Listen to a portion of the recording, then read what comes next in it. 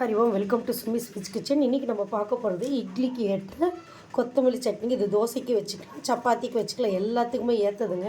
இப்போ பாருங்கள், அதுக்கு தேவையான பொருட்கள் என்னென்னு பார்க்கலாம். உளுத்தம்பருப்பு 1 ஸ்பூன், கடலைப்பருப்பு 1 ஸ்பூன், சின்ன வெங்காயம் ஒரு 15, 2 காஞ்ச மிளகா. உங்களுக்கு வேணும்னா ஒன்று எக்ஸ்ட்ரா, இது கொஞ்சம் காரமாக இருக்குங்க, அதனால் நான் 2 எடுத்திருக்கேன். ஒரு இது பாருங்கள், நாட்டு தக்காளி நல்லா ஜூஸியாக இருக்கும், அதனால் 1 எடுத்துருக்கேன் பெருசாக. சப்போஸ் உங்களுக்கு ஆப்பிள் தக்காளி கிடச்சதுனாக்கா அது 2 எடுத்துக்கோங்க, புளிப்பு கம்மியாக இருக்கும். இது 10 ரூபா ஒரு கட்டு ஃபுல்லாக இருக்கக்கூடிய கொத்தமல்லி, தேங்காய் தேவையான அளவு, பூண்டு ஒரு 3 பல்லுங்க. இப்போ பாருங்கள், இங்கே வானொலி வச்சாச்சு, எண்ணெய் ஊற்றியாச்சு. இப்போ இதை நம்ம போட்டுற போகிறோம். இதை நல்லா வதக்குவோம், வறுக்கணும். இது வறுப்பட்டுருச்சு. இதில் பச்சை மிளகா போட்டுடலாம். நிறைய பேர் இந்த இடத்துல காஞ்ச மிளகா அதையும் போடலாம், உங்களுக்காக ஒன்று போட்டு காமிக்கிறேன்.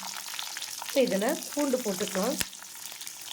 அதுக்கப்புறமா சின்ன வெங்காயம் இதெல்லாம் போட்டு நல்லா வதக்கலாங்க. வெங்காயம் நல்லா வதங்கிடுச்சு. இப்போ பாருங்கள், இப்போ நல்லா ஜூஸியாக இருக்குன்னு சொன்னது பாருங்கள். இது நல்ல ஜூஸ் அப்படியே வருது பாருங்கள். இது நாட்டு தக்காளி, அதனால் உங்களுக்கு ஜூஸியாக இருக்குது, பார்க்கும்போது அப்படியே வருது. உங்களுக்கு சப்போஸ் இதுவாக நாட்டு தக்காளி கிடச்சதுன்னா 1 போதும். ஆப்பிள் தக்காளியில் 2 போட்டுக்கோங்க. கூட அதே சமயத்தில் புளி ஒரு துளி வச்சுருக்கேன், அது போட்டால் தான் கொஞ்சம் டேஸ்ட் கொடுக்கும். புளியும் போட்டுக்கிறேன். நல்லா வதங்கட்டும். கொஞ்சம் ஸ்டேஜில் உப்பு போட்டால் கொஞ்சம் சீக்கிரம் வதங்கும். நான் உப்பு போட்டுட்டேன் நான். இப்போ நல்லா வதங்கட்டும். இப்போ நல்லா வதங்கிடுச்சு. இந்த ஸ்டேஜில் தேங்காய் துருவல் கொஞ்சமாக போட்டுக்கலாம். இதை நான் எப்படி சேவ் பண்ணலாம், இது 10 நாளுக்கு முன்னாடி துருவி ஃப்ரீசரில் வச்சுட்டேங்க. உங்களுக்கு தேவையானப்போ நம்ம எடுத்துக்கலாம். அப்போ நீங்கள் ஃப்ரெஷ்ஷாக துருவின மாதிரியே இருக்கும். பார்த்தீங்களா எவ்வளோ சாஃப்டாக இருந்தது, நல்லா இருந்தது. இப்போ இதுவும் நல்லா வதங்கிடுச்சு, தக்காளி நல்லா வதங்கிடுச்சு. இப்போ இந்த ஸ்டேஜில் கொத்தமல்லி தழை நம்ம போட்டுருவோம். போட்டுட்டு நல்லா வதக்குவோங்க.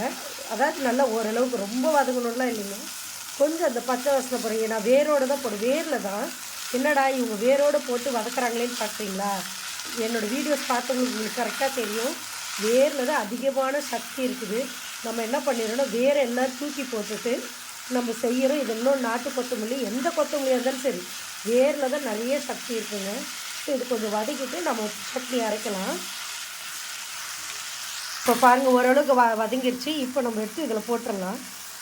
அரைச்சாச்சுங்க, நல்லா வறுபட்டுருச்சு, நல்லா அரைஞ்சிருச்சு. இப்போ நம்ம ஒரு இதில் எடுத்துடலாங்க, பாத்திரத்தில் தாளிச்சிடலாம். இப்போ நான் தாளிக்கிற கரண்டி வச்சுருக்கேன் நான்.